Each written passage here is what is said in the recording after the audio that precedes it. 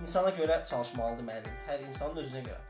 Narazılığa heç bir əsas ola bilməz müəllim üçün. Hər tipdə, hər kafada insanla işləməlidir. Yəqin ki, bura qədər də okey oldu. Keçdi notları bir də məndən dinləməyə. Notlar ümumiyyətlə not haqqında məlumat verdi. O qrafik şairələr ki var, şərti qrafik şairələr dediyim şairələr, bax bu şairələrdir.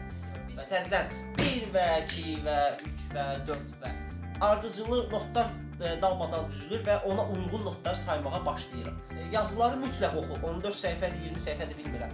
Mütləq oxu. Çünki oxuduqca orada əlavə məlumatlar da var. Bəlkə beyninə əlavə nələrsə girər. Yadında saxla. Bir kinoya bir dəfə baxırsan, tutursan tema ki, maraqlı kino idi. İkinci dəfə baxanda başqa şey sezirsən orada. Üçüncü dəfə baxanda bu necə maraqlı kinoymuş. Sən burada belə bir şeylər də demək istəyirmiş. Yəni hər kəsdən dinlədiyin, hər dildən oxuduğun, bunlar hamısı sənə əlavə şeylər qatacaq beyninə və sən bir fərd kimi formalaşacaqsan, öz fikrini